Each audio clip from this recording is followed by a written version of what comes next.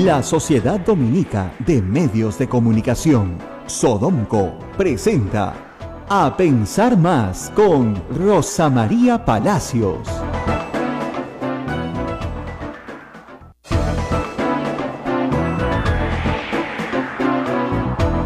Buenos días, señoras y señores, bienvenidos a Pensar Más con Rosa María Palacios a través de Sodomco, las emisoras Radio Santa Rosa en Lima, Radio Santo Domingo en Chimbote, Radio San Martín en Arequipa, Radio Veritas en el Cusco, Radio Cepagua Ucayali, Radio Quillabamba, La Convención, Radio Madre de Dios en Puerto Maldonado y nuestros amigos de Radio Huánuco que siempre nos escuchan. Rosa María, fin de semana, muy buenos días. Viernes, hoy es viernes, pero qué viernes, ¿ah? Tenemos, obviamente, la protesta de los jóvenes estudiantes que van a salir igual hoy día. Ayer ya salieron en Iquitos a protestar y con todo derecho, la verdad. Porque la señora Bartra ha salido a insultar a todo aquel que no piensa como ella, pero nos ha hecho terroristas, ¿no? Anda terruqueando, pues también. ¿No? Pero, la verdad es que su proyecto, pues...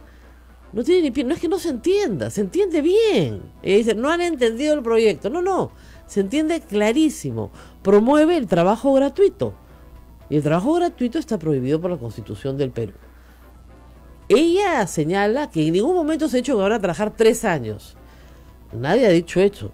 Lo que se ha dicho es que durante los 3 años de formación en un instituto técnico, que es lo que dura la formación de un instituto técnico, el estudiante va a tener que trabajar un número de horas gratis. Y eso sí es verdad.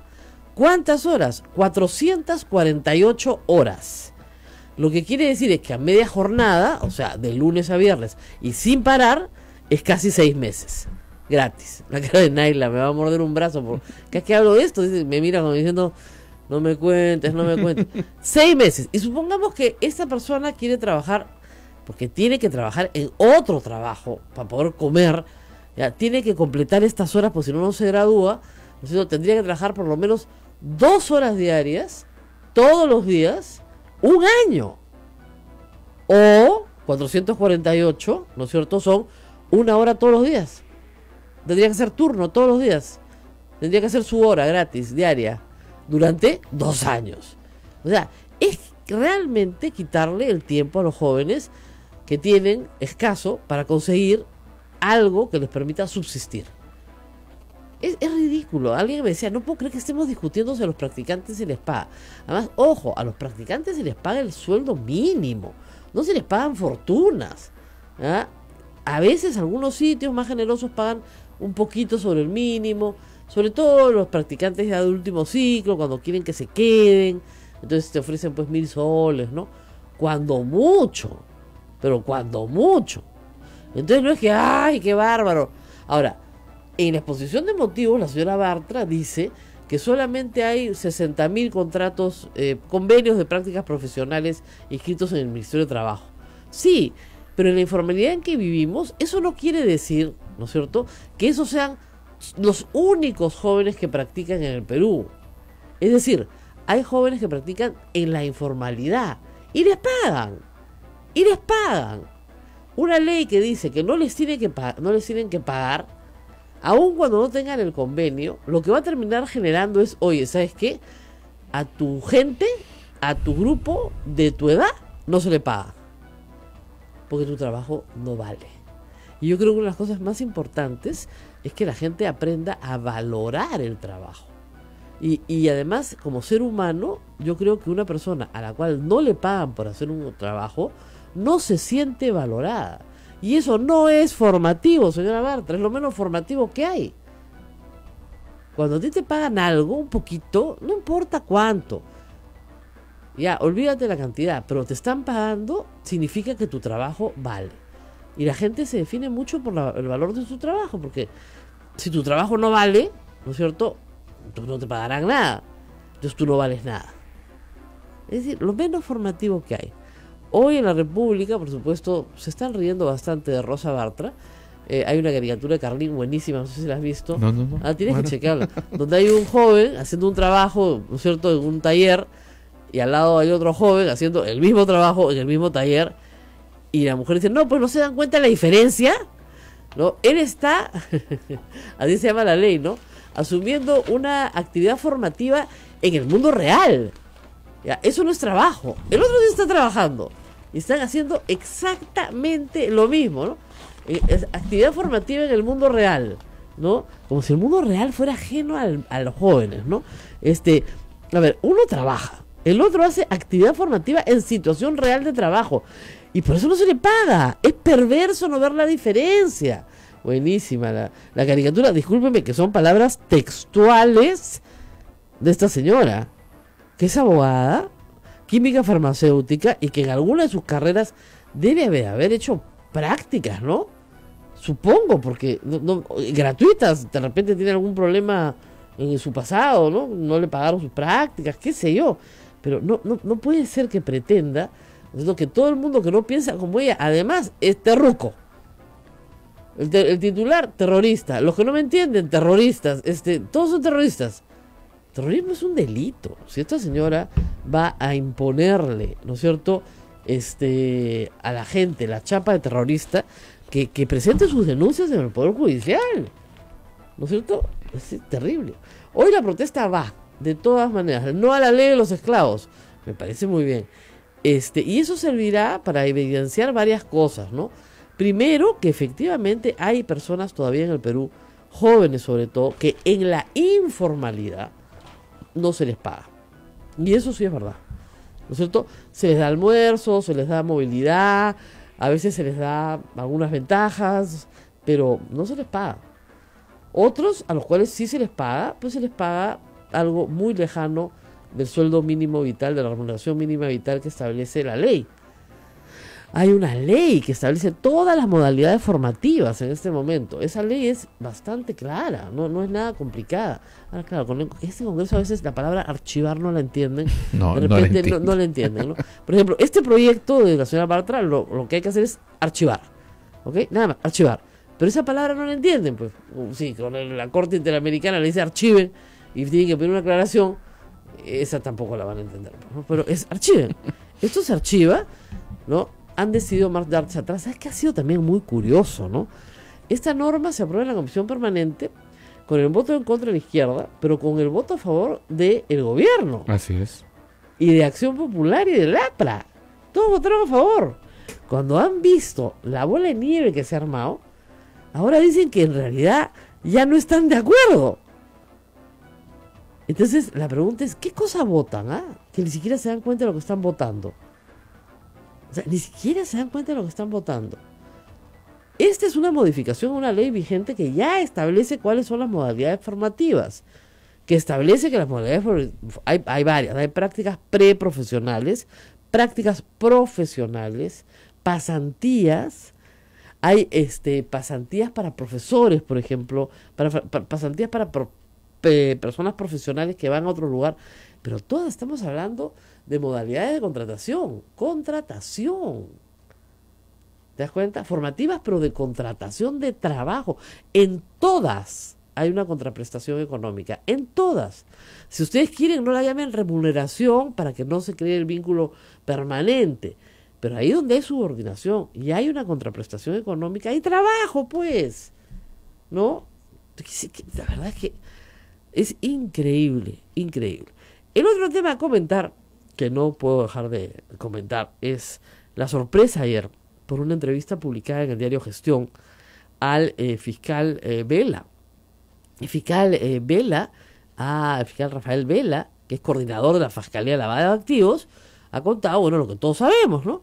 El fiscal José Domingo Pérez está dedicado al caso de Keiko Fujimori y su partido Fuerza Popular. Y el señor Germán Juárez, al caso de Yantumala y Naín Heredia, y a todos los están procesando por lavado de activos. ¿Pero sobre qué base? Sobre las donaciones de campaña. La verdad es que yo creo que es una pérdida de tiempo porque al final de cuentas los jueces y después del juicio se determinará que no hay tipo legal y por lo tanto no hay delito. Pero estos son los fiscales, Germán Juárez y José Domingo Pérez, que van a ir a hablar con Barata y le van a preguntar sobre los Humala y sobre Keiko Fujimori. Sobre nadie más. ¿Por qué? Porque esos son los casos que ellos llevan. Y Hamilton Castro no va a preguntar nada y no ha mandado preguntas. Y ese es el que tiene los casos anticorrupción, los casos de las coimas, de las cutras, de las carreteras coimeadas. Ese no tiene nada que preguntar. Tendrá toda la información. No van a preguntar nada de Alan García y coimas durante su gobierno, nada. O sea, el fiscal Hamilton Castro cree que esa bandita del MTC es toda la banda. Cree que sí, probablemente, por eso Hamilton Light, como el cigarro, bien light, ¿ah? Bien light el señor, porque de verdad, o sea, si ese señor cree que ya terminó su investigación, que no tiene nada que preguntarle a Barata, entonces estamos perdiendo el tiempo yendo a Brasil. Porque el señor Barata quiere hablar. Ahora resulta que quiere hablar, y reiteramos, el señor Barata no va a hablar como el colaborador eficaz, porque no va a ser sometido a juicio en el Perú, va a hablar como testigo. Un testigo que si no vuelve a declarar en el proceso peruano, cuando ya estemos en juicio oral, queda como mero chisme. Tiene que ratificar todo lo dicho en juicio. Tiene que participar en juicio, ya sea por Skype, no sé cómo, pero tiene que participar en juicio. ¿Ah? Entonces, todo lo que ha dicho, si no tiene más corroboración que su dicho, ¿no es cierto?, tiene que decirlo en juicio. A lo que los peruanos lo que les interesa saber no son las donaciones de campaña, reitero, porque no va a haber forma de perseguirlos por eso a fin de cuentas. Nadie Heredia y Beato Mal están presos por gusto, porque ahí no hay lavado de activos. Aun cuando se apropian del dinero para gastárselo en lo que les dé la gana, no hay lavado de activos. Porque los activos tendrían que provenir de la comisión de un delito. Y recibir fondos de campaña no es delito, pues. Lo hemos explicado 100 veces. ¿Ya? Pero bueno, yo hace 3 años que lo explico. Todos mis colegas periodistas me han escupido de todas las formas posibles. Yo no tengo la culpa de que ellos no hayan estudiado Derecho. Pero de verdad, o sea, ahí, no, al final de cuentas, la defensa de todos los imputados de Keiko Fujimori, Nadine Heredia, Alan García, de todos, van a decir, no, acá no hay nada. ¿Dónde está la carne? A ver, por ejemplo, en el caso Toledo, ese es un caso redondo. Un caso en el cual tenemos una coima, un coimeador, un coimeado y un amigo que trafica con el dinero. Y el amigo ha cantado, ese sí, es colaborador eficaz, como un pajarito. Y ayer entregó las agendas. Ese sí es colaborador eficaz. A ese no tiene problema en que le rebajen la pena, le desbloqueen sus fondos, etcétera. Va a entregarlo todo. Todo. Ya por fin el expediente de extradición está en la Corte Suprema. Nuestro héroe, el juez Carguancho, Richard Concepción, recién lo ha mandado esta semana. Pues dice que el fiscal se lo escribía mal. 1 año para escribir un expediente de extradición. 1 año. Tienen mucho trabajo, seguramente, pero hay cosas que son prioritarias, ¿no? Hace 1 año que Toledo se jaranea en Palo Alto, California. Hace lo que le da la gana. ¿Ah? Entonces, miren, la verdad es que como dicen ahí en los predios del pepecaucismo, ya pues que se acabe el recreo, ¿no? Y comiencen a chambear. Entonces, el caso Toledo, ¿qué nos dice? Que hay coimas, es decir, que Odebrecht, y eso es lo que interesa, pagaba coimas para hacer obra pública.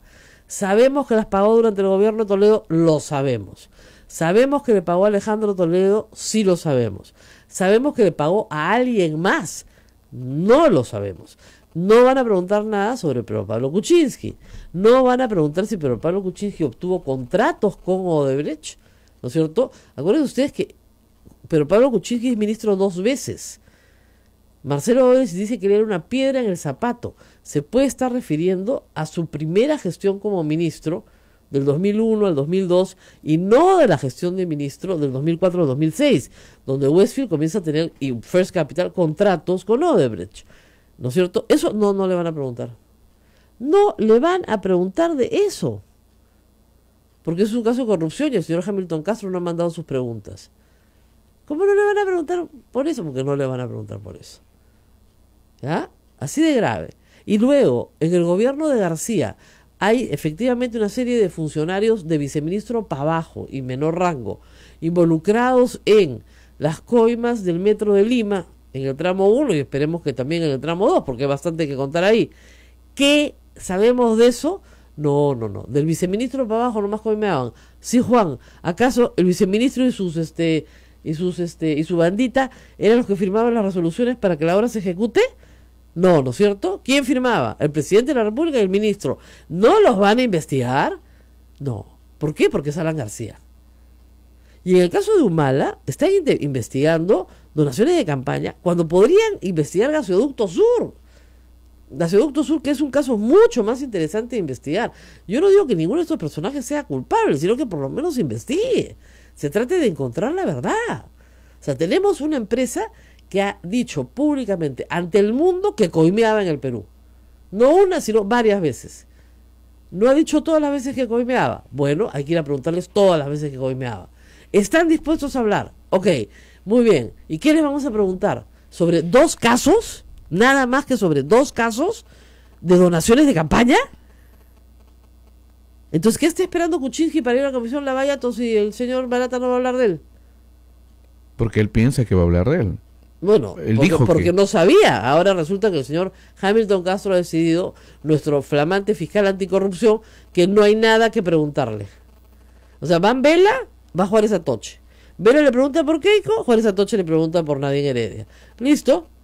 Le ha dicho, no, es que cada uno tiene sus especialidades. Entonces, Alan García pues se jamonea en Twitter y dice, señores fiscales, respetuosamente les pido que pregunten al señor Barata lo que quieran sobre mí. El primer interesado soy yo. Otros se venden, yo no. Esa frase la repite todo el tiempo, ¿no? Claro, porque él sabe quiénes que los que se han vendido, ¿no? ¿Y cómo lo sabe? ¿Y cómo lo sabe? A ver, ¿qué? ¿Tienes ahí una pregunta? Sí, acá hay Miki Canales nos pregunta si Odebrecht pagó a los Humalas siendo una empresa corrupta, recién hoy conocida, entonces recibieron dinero de una empresa corrupta que usaba doble contabilidad. Entonces, ¿sí habría delito? No, pues porque no tenían cómo saberlo. ¿Qué parte no entienden? O sea, cuando se da la plata para la coima, en el año 2015, suponiendo que es una coima, ¿no es cierto? Sí, no hay ningún problema. En el 2014, como Toledo, porque es una coima. O sea, cuando a Toledo le pagan una coima el 2006, 7, 8, es coima. Así la empresa no sea corrupta, es coima, preso. Pero si tú dices, los fondos eran de una empresa corrupta, pero yo no lo sabía. Es una cosa completamente distinta. No hay culpable. Porque recibir donaciones de campaña no es delito, es una falta administrativa, pero no es delito. ¿Y por qué no es delito? Porque a este Congreso y a todos los anteriores no les da la gana de cambiar el Código Penal. Así es. Entonces, ya está. Ni tocarán el tema, ¿no? Ni tocarán el tema, pues, porque ¿por qué van a tocar el tema? Porque muchos congresistas también han recibido, muchos congresistas han recibido en este Congreso y en anteriores platas para sus campañas. O sea, congresistas que están actualmente en este Congreso y en los anteriores, por supuesto. Es increíble, ¿no? Entonces, Hamilton Castro, que es el que tiene que ver la parte anticorrupción, ¿no es cierto? Es parte del equipo especial de fiscales, ¿ya? Que se ve los delitos de corrupción de funcionarios y conexos, no tiene nada que preguntarle a Barata, nada. Según el señor Vela, no tiene nada que preguntarle a Barata, como ustedes lo escuchan, nada de nada. ¿Nada? Pucha, que a mí me pone delante de Barata y yo no paro 2 días de hacerle preguntas. Diría, vamos en orden, de atrás para adelante, adelante para atrás, del orden que ustedes quieran, por la mitad, para atrás, lo que sea. Vamos en orden, pero con calendario. ¿Se dan cuenta? Esta hora, esta fecha, o sea, ¿qué es esto? No hay interés, pues. No hay interés de que salga o ya todo está arreglado. Eso es lo mismo que digo yo. Y eso sería una pena, la verdad.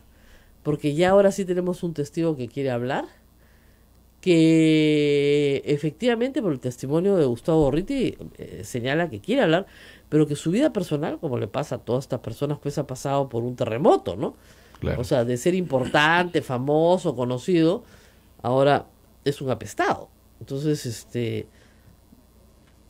es muy difícil recuperar tu prestigio después de un terremoto de este tamaño, ¿no? Barata, superando esos problemas, está dispuesto a hablar, pero solamente va a hablar de los casos Fujimori y Humala. Nada más. No porque no quiera hablar de lo otro, ¿eh? Si el señor Hamilton Castro no ha mandado preguntas, no va a ir y no tiene nada que preguntarle. Oigan, si el señor Hamilton Castro no tiene vínculos con alguno de los no preguntados, Ya pues ya no sé cómo, ya no sé cómo ponerlo, pues. Ese fiscal se demoró un año en hacer algo.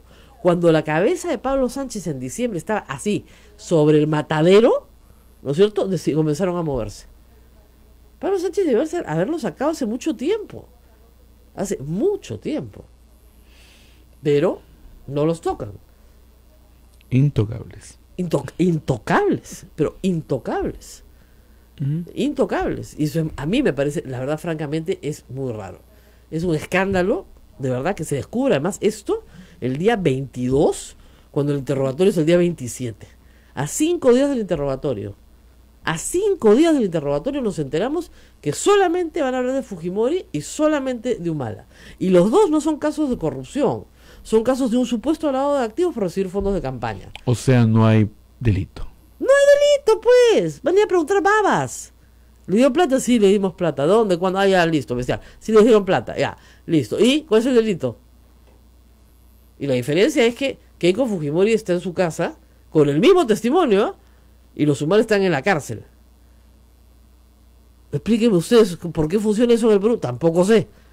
Porque con los mismos hechos, exactamente igual, de la misma fuente, exactamente la misma, el resultado es que unos van a la cárcel y otros se quedan en su casa. Esos son los fiscales peruanos, pues. ¿Por qué no va a estar desprestigiada la fiscalía? A ver, ¿por qué no va a estar desprestigiada la fiscalía? Es un asco. Esta historia de Lavallato en el Perú es un asco. A diferencia de lo que ha sido Lavallato en Brasil, que ha servido para limpiar el sistema de justicia, para honrarlo, ¿no es cierto? Acá esto es un asco lo que está pasando en el Perú. Meten a la gente a la cárcel por las puras con prisiones preventivas, no los acusan de nada, no solamente a Humala y a su mujer, toda esta banda del MTC está presa hace más de un año y no los han acusado todavía, de nada. Y ahí hay coima, las cuentas están en Andorra, es facilísimo, ¿no es cierto? Nada, ahí siguen presos.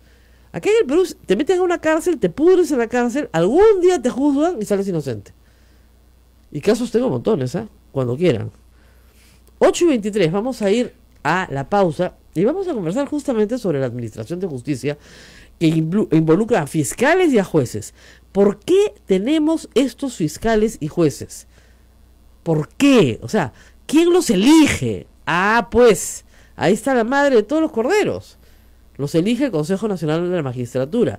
¿Y quién elige a los miembros del Consejo Nacional de la Magistratura? Ahí está la madre de todos los corderos, pues, todititos los corderos. Gente que no tiene interés en la justicia. Esa es la verdad. Que no tiene el más mínimo interés en tener un buen sistema de justicia en el Perú. Y que más bien corresponden a intereses políticos, partidarios, personales, de cualquier tipo, menos el interés de servir a la justicia. Vamos a la pausa y regresamos. Pausa y volvemos.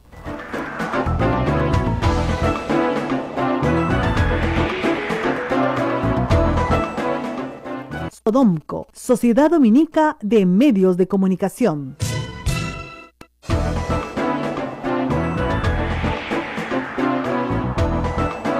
Bueno, muy bien. Yo les decía, ¿por qué tenemos la justicia que tenemos? ¿Por qué tenemos los fiscales que tenemos? Porque los han elegido, pues. Oiga, y usted dirá, yo no los he elegido.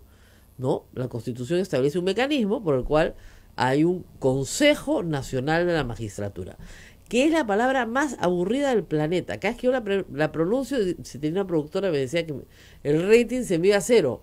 Me decía, no digas eso, los que eligen los jueces, porque Consejo Nacional de la Magistratura, dejaste dormida a la audiencia. Pero es verdad, pues, así se llaman. Y está conformado por 7 miembros, podrían ser 9, pero son 7. A ver, ¿y de dónde salen? A ver, agárrense, atento, chico, por favor. Dame 3 minutos de tu atención.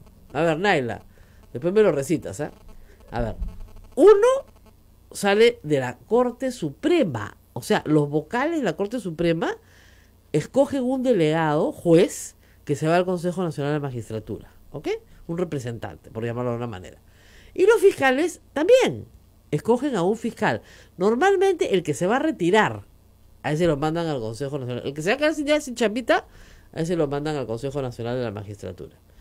Hay unos que detestan ir, a otros que les encanta ir. Pero en general, por lo menos tú podrías decir, del tema saben. Porque claro, son jueces y fiscales, algo deben saber, ¿no es cierto? Y tienen experiencia. Luego, los colegios profesionales tienen participación de dos maneras. Los colegios de abogados, todos los colegios de abogados del Perú, y cada región tiene su colegio de abogados, y en Lima tenemos 2 colegios de abogados, ya, muy bien. Cada colegio de abogados elige un representante y entre esos eligen a uno. ¿Ya? Corrígeme, estamos con la doctora Cruz Silva si me equivoco. El colegio de abogados de Lima, porque tiene Corona, tiene su propio representante. Ustedes que Corona tiene, bueno, que tiene pues 80.000 abogados, ¿no? Sí, ahí en el tema de los abogados, el tema es que siempre sale representante de Lima porque como la elección es universal, prácticamente como la presidencial, un abogado, un voto, obviamente hay más colegiados en Lima y siempre sale su representante, Siempre ¿no? sale de Lima. Entonces, claro, el resto todos votan, sacan un representante y sale el de Lima y se gana el de Lima. Muy bien. De los abogados también están representados. Ustedes dirán, bueno, están todas las partes, pues está bien. No, espérense pues. Los rectores de las universidades privadas tienen un representante y los rectores de las universidades públicas un representante. ¿Y a quién mandan? Al que se va a quedar sin chamba también. Al que ya no puede seguir siendo rector en unos meses, a ese. Entre esos se juntan, hacen campaña y salen elegidos. Chambita, ¿ya? Chambita para uno, chambita para ti, chambita para mí. ¿Ya? Entonces ya tenemos uno de la Corte Suprema, uno del Colegio de Abogados, otro de la Fiscalía, de los fiscales, uno de las universidades públicas, uno de las universidades privadas de Derecho, de las facultades de Derecho, perdón, de los rectores, disculpen, y luego tenemos a los representantes de las otras profesiones. Y eso sí que es discúlpenme, un chongazo. Porque en teoría todos los colegios profesionales del Perú deberían organizar elecciones simultáneas con una lista de candidatos de diferentes profesiones que se presenten todos a la vez, ¿no es cierto? Y sean pues, no sé, 10, 20, 30, los que sean necesarios, y los miles de colegiados que hay en el Perú ir a votar. ¿Ha pasado eso? No, señor. ¿Cómo se hace? Se hace una lista de 10, normalmente, entre los rectores, perdón, entre los decanos de los colegios profesionales, y entre ellos, entre los decanos, ellos votan. Y eligen, pues. Entonces, la verdad, hay una cantidad de formas de amañar las cosas para llegar al Consejo Nacional de la Magistratura bien débiles. ¿Y por qué esta estructura no puede ser débil? Porque si es débil, es cooptada por los partidos políticos, que no quieren que se les juzgue nunca. ¿Se dan cuenta? Y controlan sus jueces y sus fiscales. Vladimiro Montesinos lo único que quería era controlar el Consejo Nacional de la Magistratura. Porque sabía que si controlaba el Consejo Nacional de Magistratura lo controlaba todo. Controlaba todo el Ministerio Público, controlaba todo el Poder Judicial. No necesitaba más. Controlaba eso, controlaba sus circuitos de poder dentro de la Fiscalía del Ministerio Público. No necesitaba controlar más. Controlaba uno, controlaba al otro. O sea, las personas que conocen cómo funciona el aparato del Estado saben que ese órgano es vital. Y claro, cuando están nombrando jueces de primera instancia, tal vez no sea tan importante, pero cuando están eligiendo supremos, como tienen que elegir ahora, es bien importante. Y cuando tienen que supremos, tanto fiscales supremos como jueces supremos. Además, ojo, el Consejo Nacional de la Magistratura puede destituir al fiscal de la nación. De hecho, tienen una acción para destituirlo. Pueden destituir a todas las Cortes Supremas si les provoca. ¿Ok? Porque también destituyen fiscales y jueces. Y también los ratifican cada 7 años. En resoluciones que hasta hace muy pocos años eran sin motivación, porque les da la gana. ¿Ah? En la época de Montesinos se destituía sin motivación. Ya pues, este sitio es importante. Y porque lo tenemos abandonado, es que están pasando las cosas que están pasando. Esta semana hemos tenido elecciones. Uno era el candidato de Becerril. A ver, chúpate esa mandarina. Y el otro era el señor ex rector de la Universidad Nacional de Trujillo, universidad que por supuesto no está ni siquiera licenciada, presidente de la Asamblea Nacional de Rectores, enemigo de la reforma universitaria a muerte, ¿no es cierto?, que hizo campaña para que no hubiera enemigo de la SUNEDU, ¿ya?, cuya vicerrectora administrativa es ahora la jefa de la SUNEDU, dicho sea de paso, ¿no es cierto?, y con muchos vínculos con el fujimorismo también. ¿Ya? Esos eran los candidatos. O sea, era entre Guatemala y Guatepeor, ¿no? O sea, ¿cómo quieres suicidarte, papito? O sea, de verdad, ¿con qué arma quieres morir? Y así fue. Bueno, ganó, no sé si Guatemala o Guatepeor, pero tenemos a Orlando Velázquez, presidente del Consejo Nacional de la Magistratura. Yo tengo una anécdota con ese señor. Yo lo entrevisté en Radio Exitosa. Él fue a despotricar de la SUNEDU. No es por nada, ¿no? Pero fue tan mala la entrevista. De verdad, yo le decía al final, usted me da miedo. Me da miedo por la educación peruana. Fue tan mala para sus intereses que Alberto Bengolea estaba haciendo cola para ser entrevistado después. Y en ese momento él era congresista. Y me dijo, mira, yo no estaba a favor de esta reforma, pero después de escuchar a este señor, voy a votar a favor de la reforma universitaria, porque creo que efectivamente es indispensable supervisar las universidades peruanas porque son una estafa. O sea, ese es el nivel. Estamos con Cruz Silva, que siempre nos acompaña, del IDL. Ella es autora de un largo artículo muy interesante publicado en IDL Reporteros esta semana, con la ayuda de un reportero de apellido Florínez. Hernán Florínez. De Hernán Florínez, porque además ha sido mi alumno, además no lo debo olvidar, con la ayuda de Hernán Florínez, que destapa justamente las reuniones clandestinas en la casa del, hasta hace pocos días, presidente del Consejo Nacional de la Magistratura, el señor Guido del Águila, donde se reunía Becerril con Guido del Águila, con los miembros del Consejo a los cuales quería persuadir de que voten por su candidato. Reunión que fue negada, pero luego en un pleno, cuando fue incriminado el Águila por esa reunión, aceptó que sí se había dado. ¿Ah? O sea, Becerril eligiendo al presidente del Consejo Nacional de Magistratura. Por favor, ¿qué estamos pagando, señor? Santa Rosita, sálvanos. Cruz, muchas gracias por estar con nosotros. ¿Cómo estás, Rosa María? Gracias. Y en efecto, es así de delicado y de peligroso como tú lo señalas, ¿no? Sin todavía entrar en lo que son los cuestionamientos del actual presidente elegido, que entra en funciones recién el 1 de marzo, todavía es presidente Guido Águila.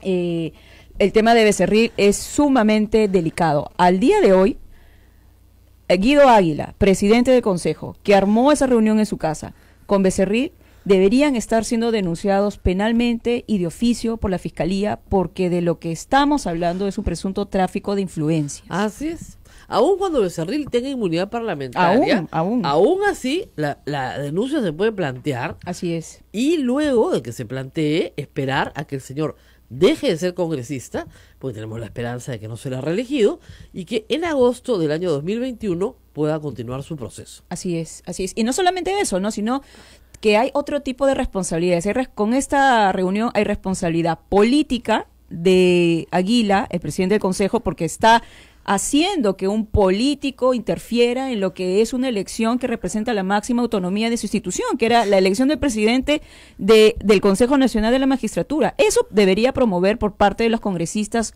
una evaluación y una denuncia constitucional que pueda llevar hacia la remoción del cargo de consejero. Ya hay un antecedente. Efraín Anaya Cárdenas en su momento se reunió fuera del Consejo con un postulante a la Corte Suprema. Este hecho fue revelado, se le abrió proceso de remoción y fue sacado del cargo. Este caso es peor. Claro, lo que pasa es que en este caso, Águila pues tiene más ayuda. Sí, por supuesto. Según se revela en este artículo, es interesantísimo las relaciones trujillanas. Oye, Trujillo está realmente de moda porque, a ver, la cosa es bien complicada. Hay una familia Alba, así es, ¿no es cierto? Y una familia Becerril, ¿no es cierto? Y una familia Águila, ¿no es cierto? Y todos están, como se dice, imbricados, parecen una panaca. Tú trabajas conmigo, yo trabajo contigo, tu esposa se viene a trabajar conmigo, tu hermano se viene a trabajar conmigo, pero tanto en el sector público como en el privado, así es. Pasan de Pomalca al Congreso y del Congreso al Consejo Nacional de la Magistratura, o sea, a las universidades, o sea, se mueven realmente como panaca y le dan chamba a todos. Ahora, y también eso respondería para algunas personas que, digamos, echan a volar la imaginación, aunque no tanto, ¿por qué Becerril se muestra tan, digamos, confrontacionista con aquellas personas que osan presentar algunas demandas judiciales en relación a, por ejemplo, los terrenos relacionados con Pomalca, ¿no? Claro, uno podría decir, bueno, si tiene a su amiguísimo que es presidente del Consejo Nacional de Magistratura, con quien debate en casa quién es el próximo presidente, y Becerril prácticamente está en la bancada, donde el hermano del presidente del Consejo trabaja, Claro. obviamente pues se va a Y sentir su con la libertad del esposa, mundo para hacer y lo la que espo- hace. A ver, escuchen, porque esto es más complicado que telenovela de esas colombianas enredadas. No, una turca, esta es como una turca, ¿ya? Tiene mucho personaje. Ya, a ver. Hay un señor Alba, ¿ya? Que es asesor en el Congreso Beteta. de Beteta, pero es a su vez amigo de Becerril, porque antes ha sido asesor de Becerril. Así es. Muy bien, pero a su vez hay otro Alba en el Consejo Nacional de Magistratura. A ver, A ver, explícame bien. Sí, porque mira. esto es como te explican tus parentescos cuando negados. Águila entra como consejero del Consejo Nacional de Magistratura por abogados, dicho sea de paso, tenemos la esperanza de que haga un mejor papel que Vladimir Paz de la Barra, ya, que también es otra joya. Él lleva como asesor al consejo al señor Alberto Alba Azula. Alberto. Alba. Este señor Alberto Alba Azula, el año 2011, había sido asesor ¿de quién? De Héctor Becerril. Eso. Pero no solamente eso, luego Alberto Alba Azula deja de ser asesor en el Consejo en el año 2015-16 Ajá. y entra a trabajar, me había equivocado, no era Beteta, era Rosa Bartra, Uy, en el Congreso. que también es trujillana, como ustedes saben. Y está de de la la... Universidad Nacional de Trujillo Así también. es, de la Facultad de Farmacia y Bioquímica. Igualito que Becerril. Igual que Becerril. Entonces, ¿pero quién es este señor Ahora, Alberto ustedes Alba dirán- Azula? Ustedes dirán, Rosa Bartra es más joven, pues no sea mala. No, es que Becerril se demoró como 10 años en acabar la carrera. No, y aparte Alberto Alba ¿De era verdad? cuando Rosa Bartra estaba en la facultad, era alguien que ya ejercía como profesor. Claro. Entonces le ha dado la chamba a quien en su momento era profesor cuando ella era alumna. Alba. Alberto Alba. Ah, ya, muy bien. Ahora, Alberto pero Alba tiene ¿quién una es? posición que se mueve, porque juega como reparte pelota. O sea, está en el Consejo Nacional de Magistratura y también está en el Congreso, en distintos momentos. Exacto. Luego, él termina de trabajar con Bartra y señala de que tiene una dedicación exclusiva al deporte y termina en la dirigencia de Juan Aurich. Claro, porque Al trabaja día con de los hoy. Oviedo también. Así es, Ya. así es. No, Ahora, es alucinante. Ya, este muy bien. señor Alberto Alba Azula, que ha pasado Becerril, Guido Aguila, Bartra y ahora Aurich, tiene un hermano. Su Héctor. hermano se llama César Alba Azula. No sé cómo se ríe. Es que, por eso te dije, es como novela turca. Si no Sí. te concentras, te pierdes. O sea, yo leí el artículo, como... ¿Usted se ha leído 100 años de soledad? Bueno, más o menos. Hay que sacar el gráfico para entender. Bueno, ya, muy bien. ¿Qué Ahora, pasa con el hermano? El hermano César Alba Azula es un conocido dirigente de Pomalca. Ya. Y cuando salió del alto cargo en Pomalca, le dio el espacio a alguien que también había sido un dirigente, pero de un rango menor en Pomalca. ¿Quién era esta persona que conocí hace muchos años, compartían los mismos negocios? Una persona que se llama Víctor Becerril, el hermano de Héctor Becerril. Oh, Ellos se su conocen madre. desde hace mucho tiempo. O sea, Víctor, Los hermano de hermanos. Héctor, Ujú. es amigo de César, hermano de Alberto. Agárrate, mira, es como Aureliano Buendía, ¿no es cierto? De verdad, pues Aureliano, todos los Aurelianos que van cayendo, los Arcadios, Arcadio II, Dolores, Remedios, Úrsula Maranta, Úrsula. Esto es enredadísimo. Vea, ahí Ahora, sigue. por eso es muy interesante, ¿no? Entonces, y claro, tú tienes a Víctor Becerril, que en su momento le dio trabajo en Pomalca a Héctor Becerril como Claro. jefe de De operaciones. seguridad. Exacto, Sí, sí, exacto. sí. Y posteriormente, en su momento también trabaja como ahora ex asesora de Pomalca, quien luego viene a ser la esposa de Héctor Becerril, Matilde Morales Yempén. Ya. Ella ya trabaja también en Pomalca en esos momentos. Ya. La cosa es la siguiente. Tienes en un lado a César Alba Azula en Pomalca con el hermano de Becerril y luego tienes al hermano de César Alba Azula que ha pasado por los despachos de los congresistas fujimoristas y luego también, oh sorpresa, en el despacho del consejero Guido Aguila. Pero hay más cosas que relacionan a Guido Aguila con Becerril. No solamente él es el famosísimo asesor, sino también la esposa de Becerril Que y el trabaja con hermano. Aguila. Exacto. ¿El que hermano trabaja- quién? El hermano de Guido Aguila trabaja en el despacho del congresista Ushñahua, fujimorista. el hermano de Águila, el de la CNM, también tiene un hermano trabajando en el Congreso. Exacto. No les Al digo día que de es hoy. una panaca de aquella. Al día de hoy. Entonces, tienes muchas relaciones. Ahora, ¿Tú le dices Águila o Águila? lo que pasa es de que Guido Águila ha ya públicamente hecho corregir que él no es Águila ni del Águila, él es Águila. Águila, muy bien. Bueno, Que se parece un poco a Anguila, ¿no? Sí, pero si le gusta, ya. Águila, ya, muy bien. Bueno, entonces a ver, los Águila, los Alba, los Becerril. Ya, todo esto usted lo mete así, taca, taca, taca, en una cajita, lo mete, y chum, lo tiene en una mesa y son como los dados.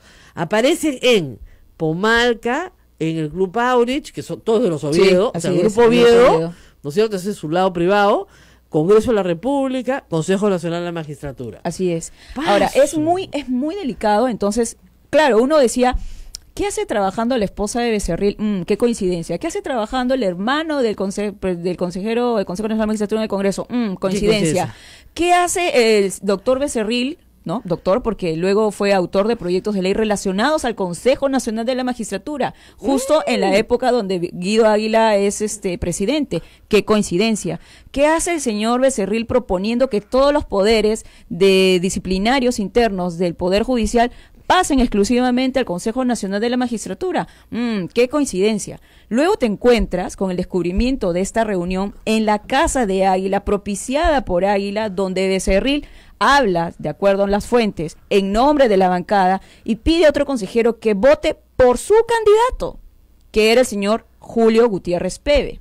Entonces, tú dices, esta es la intromisión política máxima, esta reunión ha sido corroborada, y llegas a estas elecciones del año 2018, donde, oh sorpresa, te vuelves a encontrar que el candidato fuerte e insistente para el cargo era nuevamente Julio Gutiérrez Peve. ¿Qué es de nuevo? El candidato de Becerril. No, ya sé, pero ¿por qué es el candidato de Becerril? Ese es Tiene una hermana, tiene un primo, tiene un hijo, acá todos tienen algo. No, mira, a ver, ¿Por qué es el Gutiérrez candidato? Peve tiene desde hace mucho tiempo. Él es una persona que ha trabajado muchísimos años en el Estado. En los 90s él era parte de la Oficina de Control Interno del Jurado Nacional de Elecciones. Ya. Paréntesis, 90s, dictadura, etcétera, Claro, etcétera. bueno, ya. Y posteriormente él fue candidato por el APRA para Contralor cuando resulta siendo elegido Fuad Curi. Ya. Según algunas fuentes, cuando una vez ya presentado al APRA su candidatura, se dan cuenta que él tenía muchos problemas, por los que también cuando candidató al Consejo fue tachado, en relación a impedimento de salida del país, algunos casos, digamos, de obligación, me parece, de dar alimentos, etcétera. Tenía muchos problemas. La candidatura es dejada de lado por el APRA, pero luego posteriormente se sabe, está en un medio de comunicación, que le ofrecen la candidatura a Keiko Fujimori, para que ellos presenten a este señor como candidato al Contralor. No funciona, no avanza. Ya. Luego él aparece como decano del Colegio de Licenciados en la Administración. Él es licenciado en Administración. Y por cierto, él se mantiene por una propia decisión como decano más tiempo de lo que le permitía su propio reglamento, por lo que muchos de sus ex colegas le han cursado cartas y públicamente han sacado comunicados de que eso va en contra, que no le corresponde. estar en el Consejo. Pero, oh, sorpresa, era el tiempo donde él estaba candidateando para ser consejero del Consejo Nacional de la Magistratura. Claro. Se llegó Entonces, con las justas. Exacto. O sea, no es abogado, es administrador, es representante de los otros colegios profesionales. Ahora, ¿es amigo de alguien, pariente de alguien? ¿Hemos logrado establecer por qué Becerril lo quiere? No. No.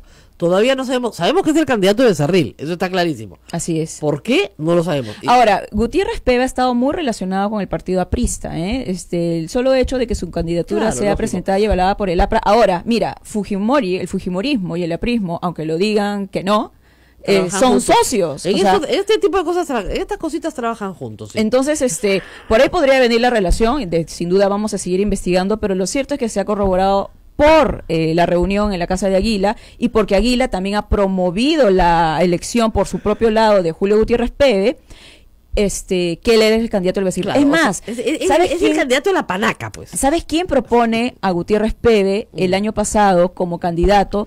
Y que también es interesante tener en cuenta, porque podría ser ahora el siguiente vicepresidente del Consejo, el consejero Iván Noguera Ramos. Iván Noguera Ramos, el año pasado, propuso en la sesión de elección del Pleno del nuevo presidente del año pasado a Gutiérrez Peve, el candidato de Becerril, para que entre en el bolo. Iván Noguera es un personaje muy interesante. Él fue elegido por las universidades privadas, él era decano de la Facultad de Derecho de la Norbert Wiener. Hay interesantes historias por ahí que hay que corroborar, pero que no dicen. ¿Quién es este nuevo? Iván Noguera Ramos. Ya, que está en el Consejo. Que está ahorita en el Consejo, representante de las universidades privadas, que en su momento propuso a Gutiérrez Pebe, por eso es que entra, digamos, en el foco de este caso. Él sale de la Universidad Norbert Wiener. El señor dice que es cantante, que es jugador, que es deporte. Me voy a matar, me estoy distraída con la pausa. Pausa. Nos tenemos que ir a la pausa, pero ya regresamos. Esto realmente es para hacer una novela turca. Se puede llamar algo así como... ¿Qué título le pondría usted al novelón del Consejo Nacional de la Magistratura? Mira la cara de esto. Es realmente una gran pena. Oye, de verdad, una gran pena. Es una cosa hoguera de pasiones. Ya, nos vamos a la pausa y regresamos porque es alucinante, ¿ya? Y esta es la gente que elige a los jueces y fiscales del Perú. O sea, si usted alguna vez tiene un problema y tiene que pasar por el Poder Judicial, Dios no lo quiera, ya, el que lo juzgue, su juez, ha sido elegido por estas personas. Regresamos. Sodomco, Sociedad Dominica de Medios de Comunicación.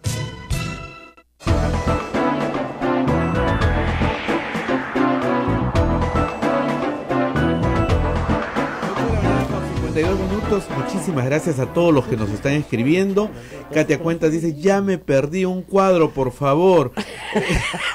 Silvana Darrigo nos dice, alguien que contacte con un canal de YouTube para que nos dibujen, por favor. Dibujito. Américo López, ahora se entiende de dónde salió Rosa Bartra. Si acá en Trujillo nadie la conocía, menos en Huamachuco. María Elena Silva dice, lo peor es que Becerril es candidato de la región Lambayeque. Alex Miranda, y luego se preguntan por qué Keiko está siendo acusada como asociación criminal. Pepe Lucho Villavicencio, siempre los mafiosos se juntan. Fiorella Naranjo, denunciar a Becerril y a Bartra ya.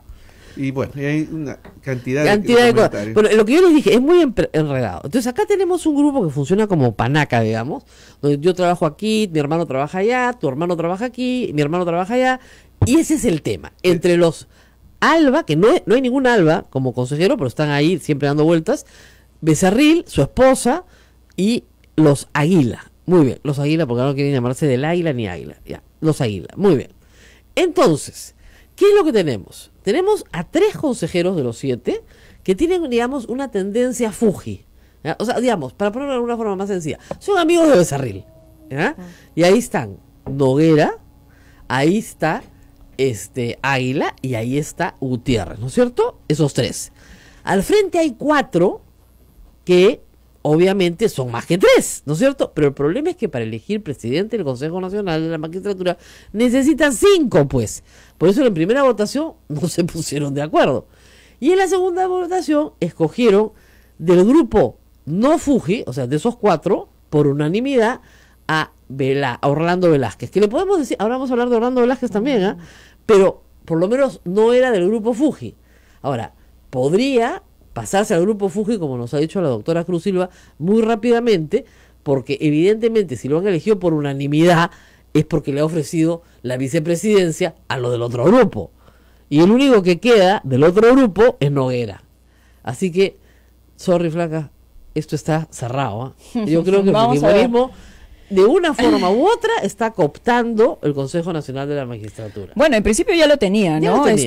Águila ha demostrado ser, digamos, muy cercano, del fujimorismo. Claro, esta denuncia, por ejemplo, esta persecución contra el fiscal de la Nación, ¿a santo qué? Ahora, ¿no? Águila es increíble, y por eso yo creo que los periodistas cuando lo entrevistan deberían informarse un poco más, porque le resulta muy fácil vender un discurso de estamos reformando, es el propio Consejo que ha puesto las normas para reformarse, transparencia, me estoy reuniendo con todo el mundo, todos me quieren, todos me condecoran, voy a todo lado, etcétera, ¿no? Pero lo cierto es que Águila ha hecho en su función muchas violaciones a su propia normatividad de su institución, donde se incluye incluso la elección de los fiscales supremos. Hoy por hoy la Corte Suprema tiene, si es que no me equivoco, 7 nuevos jueces supremos que han sido elegidos en el 2015 bajo la gestión de Guido Águila y en el 2017. En el 2015 esa elección fue para nosotros, violando la ley orgánica. ¿Por qué? Porque Aguila hizo entrar para que vote en ese concurso a un señor representante del Poder Judicial, el ex consejero Teodulo Santos Cruz, por solo 3 meses, cuando el consejero tiene un cargo de 5 años. Claro. Le aceptó la tesis al Poder Judicial, en ese momento presidente Ticona, para que participara. Eso, señores y señoras, es una violación no solo a la ley orgánica del Consejo, sino también a la Constitución. Y esos nombramientos tienen un vicio normativo.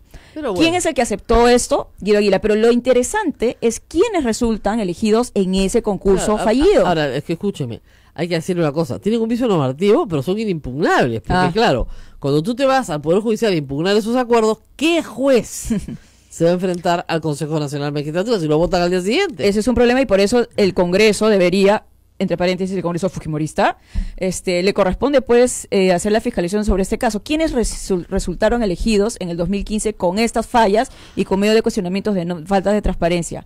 Y nuestro Zapariachi, que es el ex presidente de la Corte del Callao, donde se ven muchos casos relacionados con el narcotráfico y el tráfico de drogas, que en el año siguiente de ser elegido dio esta famosa casación que le bajaba los estándares para investigar el lavado de activos, y que luego la Corte Suprema tuvo que hacer un pleno para corregir este error, porque todos los fiscales estaban jalando los pelos de que ya no iban a poder perseguir el delito.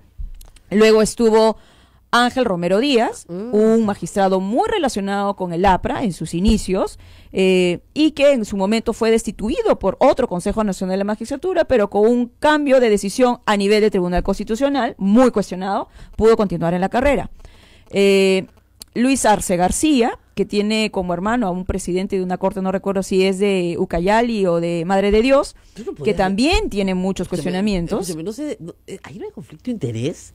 O sea, ¿tú no puedes ser miembro del Consejo y tener hermanos dentro del Poder Judicial? Bueno, no es que sea, es el elegido a Supremo, ¿no? Y en efecto, no podría, ¿no? A Supremo. Y entra para la Fiscalía, ¿ya? Pero estos dos, solamente con estos dos casos, y nosotros Zapariachi y Ángel Romero Díaz, en medio de una elección que tenía serias violaciones, y nosotros se trató de ser Supremo hace muchos años, 7 veces el otro consejo le dijo que no, y llega Guido Aguila y le dice que sí. Y todos los cuestionamientos, el plagio, la no declaración de una casa en Miami no tuvo ningún problema. Ahora, por eso yo digo, el consejero Guido Aguila y su conformación, sobre todo aquellos que han votado con él en estos casos, debe ser debidamente investigado. Y por eso es bueno, y creo que no se lo esperaban, que ayer haya presentado un pedido de auditoría en la Contraloría por parte de un congresista, si es que no me equivoco, Marco Arana. Pero lo cierto es de que hoy por hoy estamos con todo este debate de quién va a ser el vicepresidente, y yo quería hablar un poco de Iván Noguera Ramos, ¿ya? Iván Noguera Ramos, a mi parecer, tiene mucho que explicar por haber propuesto a Julio Gutiérrez Peve en su momento, que es conocido candidato fujimorista, para que justamente sea el presidente. Pero no solamente eso, queremos saber cómo fue su desempeño como fiscal, porque él fue fiscal en el norte del país. ¿Cómo fue eso? Queremos saber si ha cumplido durante toda la vida de sus menores hijos, hoy mayores de edad, con las obligaciones como padre, desde el reconocimiento hasta la obligación de dar alimentos. Queremos saber cómo es que así resulta siendo abogado en los años 2000-2001 de Alipio Montes de Oca, el ex jurado nacional de elecciones, que luego es sentenciado por haber estado relacionado con la famosa reelección de Fujimori. Que recibió plata de Montesinos. Queremos saber por qué decide que una sesión que era pública de evaluación de ratificación de un fiscal que se llama Salvatierra Valdivia, ahora vamos a ver quién es este fiscal, sea reservada, cuando lo que se habló en la parte reservada, después se descubre, estaba relacionados a unas denuncias penales que en su momento se le había hecho a este fiscal, porque era el fiscal conocido enterrador de los casos relacionados con el chuponeo del gobierno fujimorista a sus opositores. Gracias. Queremos saber eso, y queremos saber también por qué es que insistentemente, a pesar de que no hay razonamiento objetivo de lo que se conoce públicamente, trata de meter en procedimientos disciplinarios a César San Martín, haciendo eco en su momento a las denuncias públicas que señalaba ¿quién? Héctor Becerril, en relación a estos audios nuevos de Madre Mía, etcétera. Entonces, señor, con estos cuestionamientos, es el que ahora está pugnando por ser vicepresidente. Y lo va a hacer probablemente. Si es que se permite eso, Ahora, discúlpame, el presidente tampoco es una joya.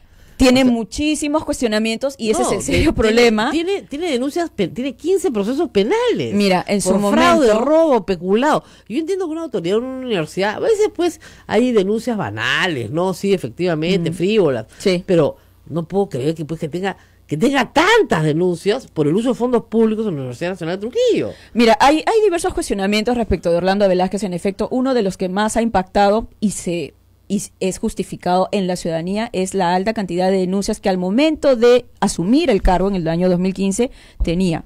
Nosotros lo que hemos investigado son 18 denuncias fiscales. 8 de ellas, si bien es cierto, en su momento se encontraban archivadas con archivo preliminar. ¡Es el presidente! Pero tiene todos estos presuntos delitos que tú estás señalando. Entonces, eso de por sí, Este es el que tiene que escoger a los jueces. ante la sociedad civil es O sea, bastante ¿quién lo va a juzgar? preocupante. ¿Quién lo va a juzgar, pues? O sea, tú no puedes escoger a una persona para un cargo de selección de jueces que tiene un cerro de juicios penales, porque no lo va a juzgar nadie. ¿Quién lo va a juzgar?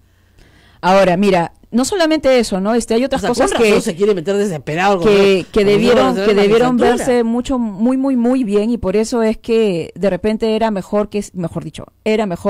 para no que el Consejo se renueve en su relación con la sociedad civil, que se elija a alguien que no tenga cuestionamientos. Nos ofrecieron una reforma constitucional, lo ofreció pero Pablo Kuczynski, Bueno. hacer el Consejo de otra manera, ¿no? Y eso quedó en el olvido porque, por supuesto, con este nivel de relaciones personales, como ustedes comprenderán, no lo quieren ni tocar, ni el APRA ni el fujimorismo. No, pero aparte, Están eso felices. más que en el olvido, comenzó a ir en contra de lo que ya se había logrado con mucho esfuerzo. Él, el 28 de julio del año pasado, propuso de que se regresara a la elección de jueces de manera política, donde el Ejecutivo y el Congreso tuvieran un representante dentro del Consejo Nacional de la Magistratura.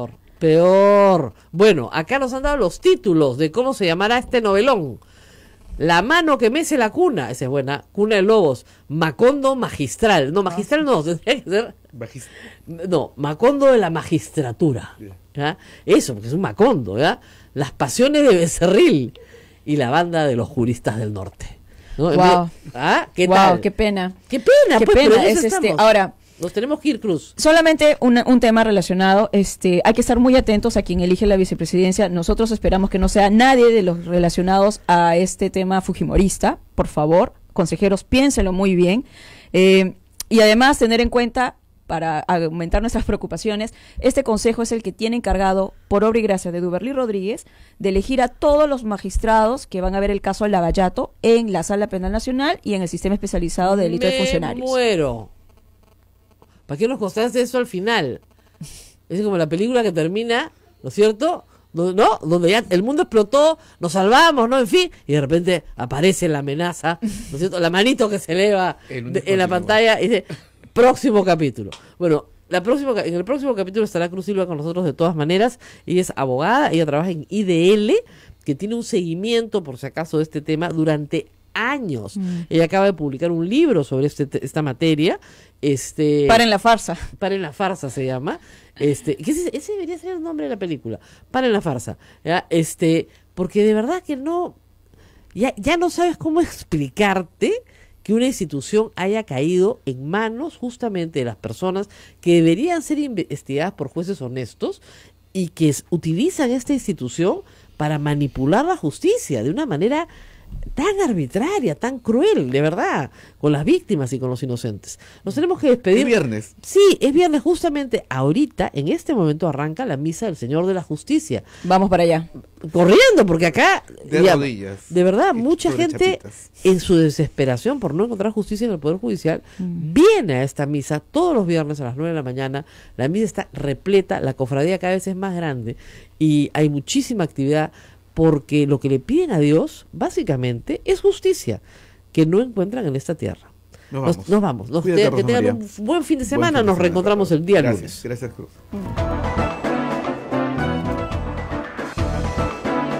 Hasta aquí, A Pensar Más con Rosa María Palacios. Este programa fue producido por la Sociedad Dominica de Medios de Comunicación, Sodomco.